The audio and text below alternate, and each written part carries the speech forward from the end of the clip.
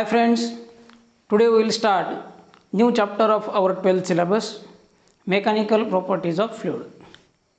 तर सुरुवातीला आपण फ्लुइड्स म्हणजे काय समजून घेऊ. The substances which can flow are called as fluids. असे पदार्थ जे फ्लो होऊ शकतात, ज्यांचा फ्लो तयार होऊ शकतो किंवा जे प्रवाही असतात, अशा पदार्थांना आपण फ्लुइड्स म्हणतो. We can make a list of examples.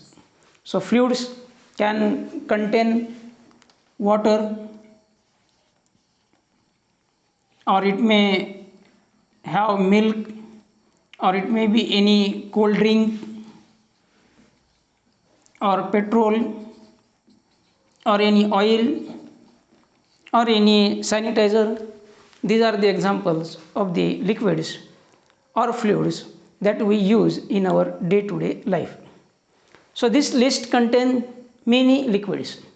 Do this mean that fluids are liquid? या यादीमध्ये बहुतांशी पदार्थ लिक्विड आहेत. तर फ्लुइड्स म्हणजे फक्त लिक्विड का? तर सर्वसाधारण आपल्या रोजच्या व्यवहारामध्ये फ्लुइड्स हा शब्द आपण लिक्विडला सिनॉनिम म्हणून वापरतो, पण खऱ्या अर्थानं तसं नाही. फ्लुइड्स म्हणजे फक्त लिक्विड नाही. आपल्याला माहिती आहे पदार्थाच्या 4 फंडामेंटल स्टेट्स आहेत.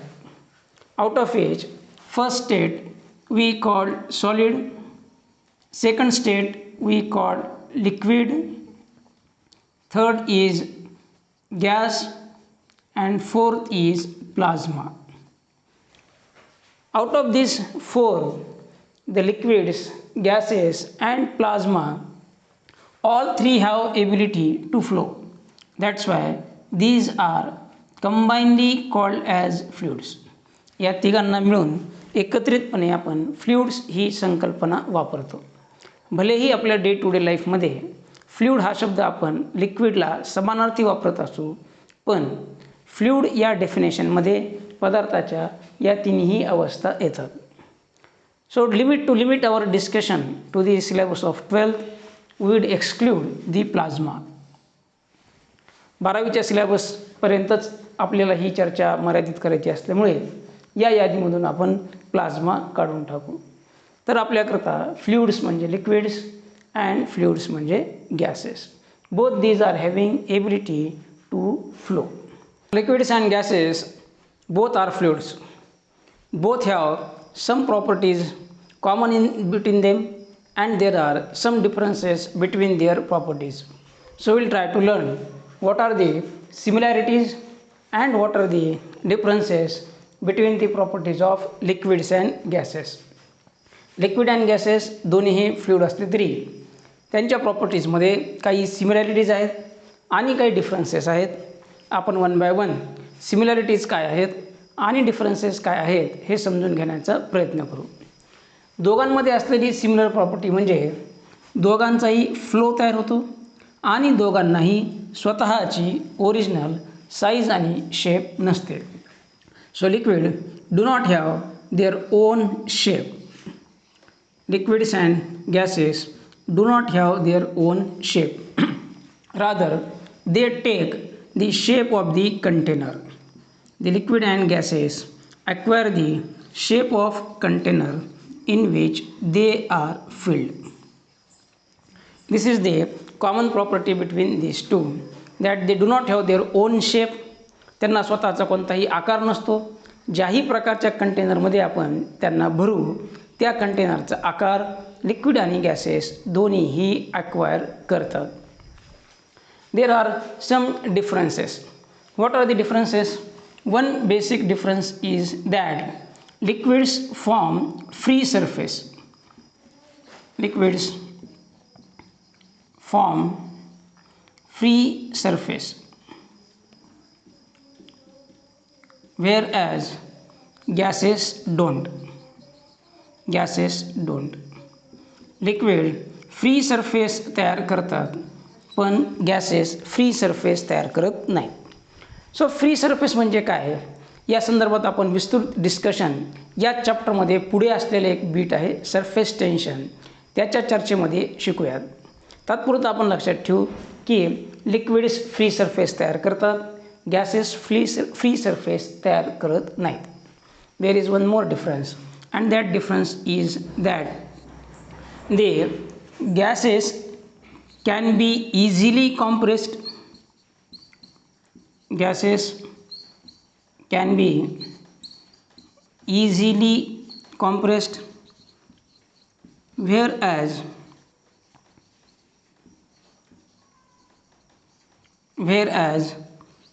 liquids cannot be easily compressed.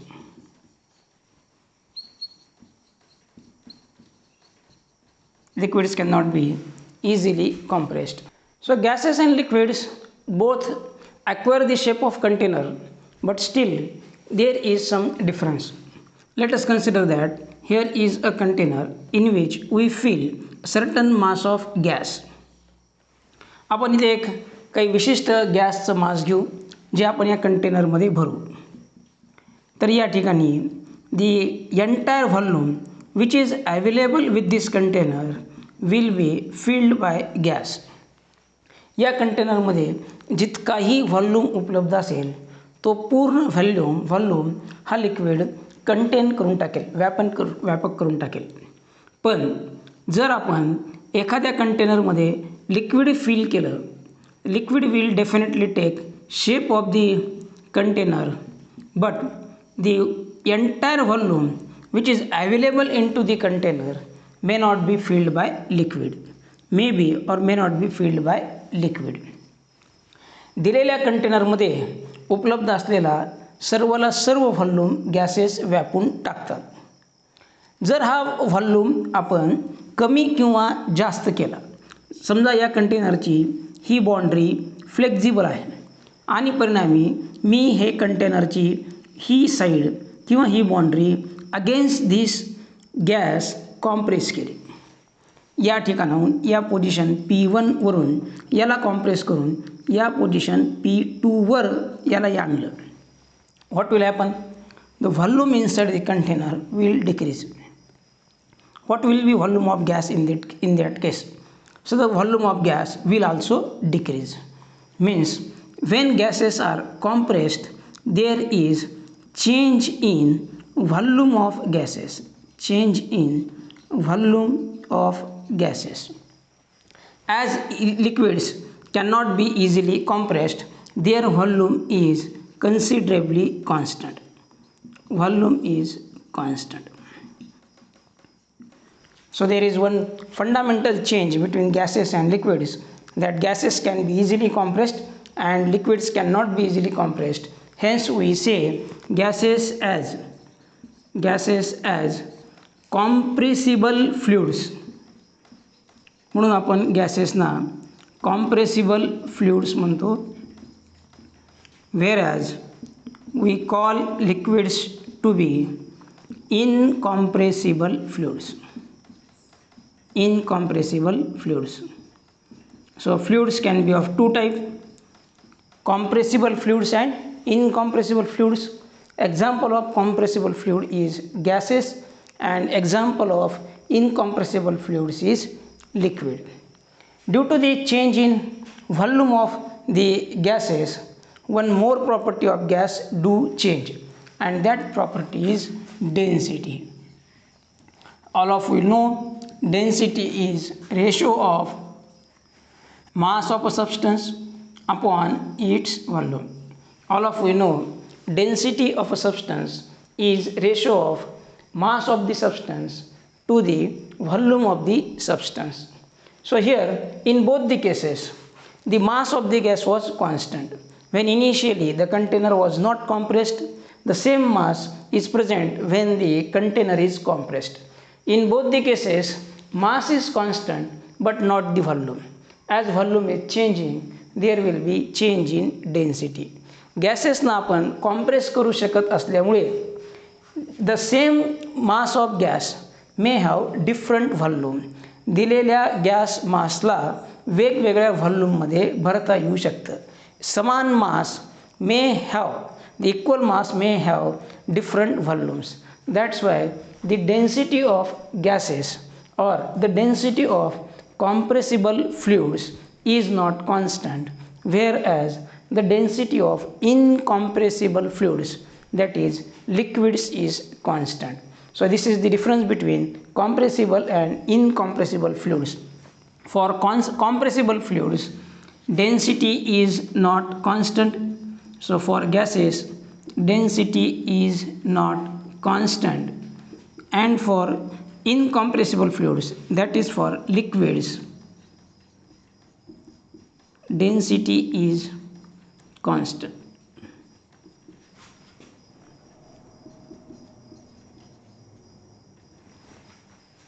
We will compare the solids and liquids. So in terms of solids, the intermolecular forces of attraction are extremely strong. All of you know that the substances are made up of molecules, and there are forces of attraction between the molecules of the same substance. पदार्थ मॉलिक्युल्सपासून बनलेले असतात आणि या सर्व मॉलिक्युल्समध्ये intermolecular forces of attraction present असतात. या फोर्सेसच्या मॅग्निट्यूडची व्हॅल्यू सॉलिड्समध्ये, लिक्विड्समध्ये आणि गॅसेसमध्ये डिफरंट असते. Intermolecular forces of attraction are stronger in solid, they are weaker in gases and moderate into liquids. Intermolecular forces of attraction ची व्हॅल्यू ही सॉलिड्समध्ये सगळ्यात जास्त, गॅसेसमध्ये सगळ्यात कमी आणि लिक्विड्समध्ये या दोन्हीच्या मध्यंतरी असते. यामुळे काय फरक पडतो? इंटरमॉलिक्युलर फोर्सेस स्ट्रॉंगर असल्यामुळे ज्यावेळी एखादा सॉलिड पदार्थ तयार होतो त्यावेळी त्याचे मॉलिक्युल्स हे एकमेकांना जोरदार फोर्सनी अट्रॅक्ट करत असल्यामुळे सगळे मॉलिक्यूल दिलेल्या व्हॉल्यूममध्ये एकदम कॉम्पॅक्टेड पद्धतीने अरेंज केलेले असतात. Hence the molecules in a given mass of solid are compacted. Due to this there is no intermolecular space or the intermolecular space between zero. Stronger attractive फोर्सेसमुळे सगळे मॉलिक्युल्स एकमेकांना strongly attract करत असल्यामुळे molecules एकदम compactly arrange होतात. Molecules एकदम compact असल्यामुळे मॉलिक्यूलमधला स्पेस किंवा गॅप हा सॉलिड्समध्ये झिरो असतो. यामुळे सॉलिडला एक जबरदस्त गुणधर्म प्राप्त होतो आणि तो म्हणजे सॉलिडवर बाहेरून कोणताही deforming force. We have learned already in our chapter elasticity what is deforming force. The force which tries to change the shape of a substance is called as deforming force. परिणामी या पद्धतीच्या सॉलिड्सवर जर बाहेरून याची शेप बदलण्याचा प्रयत्न करणारे forces जर ॲक्ट झाले तर या इंटरमॉलिक्युलर फोर्सेस ऑफ अट्रॅक्शनमधून या डिफॉर्मिंग फोर्सेसना जबरदस्त विरोध होतो. परिणामी सॉलिड्स स्वतःची शेप इझिली सोडत नाहीत. They maintain their shape and hence solids have fixed shape.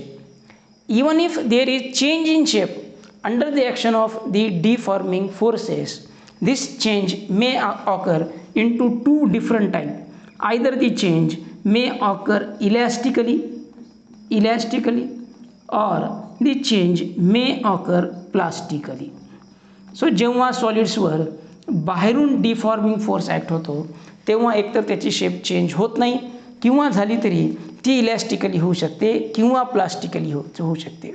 दोन्ही केसमध्ये शेपमध्ये बदल होण्यापूर्वी सॉलिड्समध्ये काही विशिष्ट प्रमाणामध्ये स्ट्रेन तयार होतो. This is the reason why the solids have fixed shape. Due to such kind of molecular structure and due to the strong intermolecular forces of attraction, strong restoring forces are developed within the solid and solid are able to maintain their shape. Even if there is change in shape under the action of deforming forces, the shape may happen elastically, means when the deforming forces are removed, the solid will regain its original shape, or it may occur plastically. So before losing its own shape, the material will develop certain strain and then it will break into different pieces. We will say about the liquids. The intermolecular forces of attraction between the molecules of liquid are moderate. Those are not high enough as that of the solid, or those are not weak as that of the gases. But as these are moderate, there is considerable space between the molecules of liquid. लिक्विडच्या मॉलिक्यूलमध्ये असलेला intermolecular force हा solid सारखा strong नसल्यामुळे भलेही लिक्विडचे molecule एकमेकांना hold करून ठेवत असतील, पण मॉलिक्यूलमध्ये असलेला स्पेस हा कन्सिडरेबली लार्ज असतो. There is space or there is a gap between molecules due to which the molecules are not compacted. In a given mass of liquid, the molecules are not compacted. म्हणून आपण जिथे कुठे liquid consider करतो, लिक्विडच्या आतमध्ये molecules हे एकदम compactly arrange केलेले नसतात. यामुळेच लिक्विडना स्वतःची फिक्स्ड शेप ग्रहण करता येत नाही. Due to this the liquids do not have their fixed shape. As they do not have their fixed shape and the intermolecular forces of attraction between molecules are moderate, they are not strong enough, and there is space between molecules and molecules, the liquid cannot resist external shear stress. Molecules आणि molecules हे कॉम्पॅक्टली pack नाही आहेत, त्यांच्यामध्ये gap आहे. परिणामी यावर कोणत्याही प्रकारचा एक्सटर्नल शिअरिंग स्ट्रेस, याची शेप बदलवणारा फोर्स जर यावर ॲक्ट झाला तर हे मॉलिक्यूल्स या फोर्सला रेजिस्ट करू शकत नाहीत. The liquid cannot resist the external shear stress and this is the reason the liquid continually deform under action of applied external shear stress. So लिक्विडच्या आतमधल्या या मॉलिक्युलर रचनेमुळे एक्सटर्नल शिअर स्ट्रेसला रेजिस्ट करण्याची एबिलिटी त्याच्यामध्ये नसते आणि म्हणून लिक्विड कंटिन्यू डिफॉर्म्ड शेपमध्ये मीन्स चेंजिंग शेपमध्ये म्हणजेच फ्लोमध्ये असतात. So liquids continually deform under action of external shear stress. The all properties of liquid are the function of its basic inability to resist the external shear stress and hence its shear modulus is 0. So लिक्विडच्या आतमध्ये असलेल्या molecular रचनेमुळे त्याच्यावर जर बाहेरून कोणताही shearing stress म्हणजे असा stress जो लिक्विडची शेप बदलवण्याचा प्रयत्न करेल, त्या अशा पद्धतीच्या शिअर स्ट्रेसला लिक्विड्सचे मॉलिक्यूल रेजिस्ट करू शकत नाहीत. That's why the liquid molecules are in continuous state of deformation. The liquid may be at rest or the liquid may be in dynamic state. So when liquid is at rest due to its inability to resist external shear, it acquires the shape of the container. External shear स्ट्रेसला विरोध करण्याची क्षमता नसल्यामुळे जेव्हा liquid स्थिर असतं, static कंडिशनमध्ये असतं, तेव्हा ज्या कंटेनरमध्ये ते भरलेलं आहे त्या कंटेनरचा शेप लिक्विड गेन करतं. And when the liquid is in dynamic state, when it is in motion, liquid continually deform from its one shape to another shape. So लिक्विडचा फ्लो म्हणजे काय आहे तर लिक्विडचं एका आकारातून सलगपणे कंटिन्युअसली दुसऱ्या आकारामध्ये बदलणं होय. आणि लिक्विड अशा पद्धतीने एका आकारातून दुसऱ्या आकारात का बदलतं, कंटिन्युअसली डिफॉर्म का होतं, because it cannot oppose the external shear stress. That's why in dynamic state or in motion liquid create flow and in static state it acquires the shape of the container. Properties of liquid are due to its inability to oppose this external stress. We will learn these properties one by one.